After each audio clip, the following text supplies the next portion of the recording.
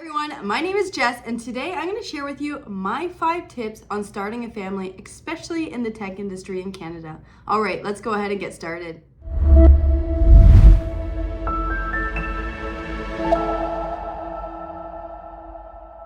All right, everyone, welcome back to my channel. If you're new here, go ahead and hit that subscribe button below. It would help me out a lot, and you'll be reminded that every single Monday I do post new content. Okay. Now, I really cannot believe it. It has now been 1 year since I became a mother for the very first time, and it has been a whirlwind. There's loads of hormones, lots of feelings of this week.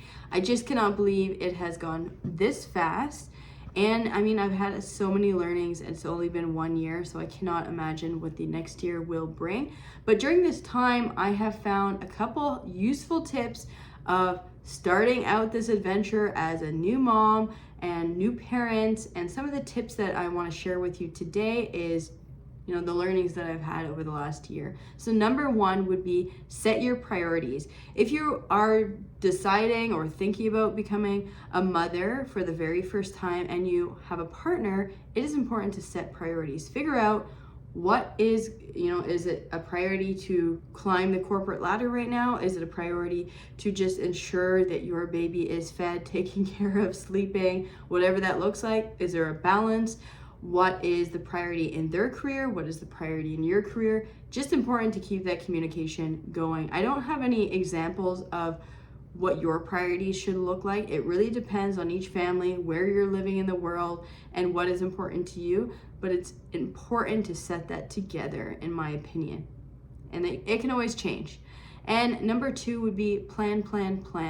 Time management, I thought I had some skills, but enter in a new baby and I feel like it kind of moved all over the place. So it's important to set a plan. You don't need to continue to follow it all the time, because at least with my son, I feel like the plan changes on a weekly basis. He learns something new, he becomes sick, something happens at work for my husband, whatever it might be. The plan cannot always stay the same, but at least if you have a structure and a framework from Monday to Friday, hey, these 3 days you drop the kids off at daycare, these 2 days you do, have a set plan. You can always deviate from the plan, but having a foundation helps me prep for the rest of the week. Now, number 3 would be negotiate flexible working times with your leader. Depending on what your job is, if you are in sales and helping customers, it's really hard to have flexible working time because you typically need to work when the customers are working. So in Canada, Eastern Standard Time, 9 to 5 is the standard working hours to help customers. But it really depends on the industry that you're working in.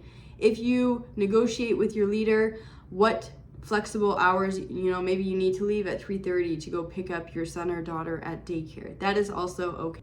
And I think I'm very flexible on the word negotiate. I would just say have a conversation and see what works for them and see what works with you, and just ensure that that doesn't affect any of your day-to-day activities, but you'll get the rest of your work done either after or before. Now, number 4 tip, daycare. If you can afford daycare has been a lifesaver for me. I have been able to get so much stuff done, and I really cannot work and have my son here at the same time. It just does not work in my household. I don't know what else to tell you, but daycare is a lifesaver, especially one that you trust, that's affordable.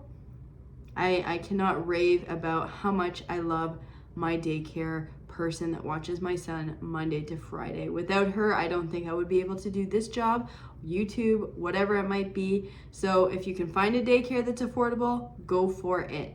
And number 5 tip is take time for yourself. I really enjoy making YouTube videos, and that is why I have continued to do so.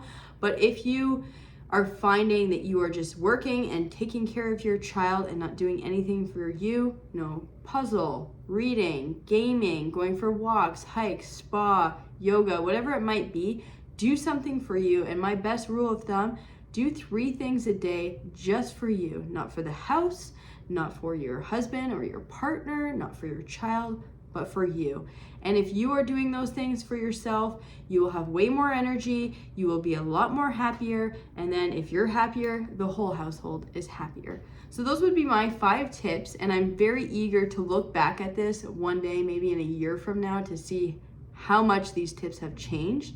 This is just my perspective of being a mother for 1 year. I've had a wonderful time. I absolutely love being the mother of my son, and I just cannot believe it's gone this fast. So if you like this type of video, feel free to give me a thumbs up. If you're planning to have a family and you have any questions at all, feel free to comment below, and I will see you next Monday. All right, take care.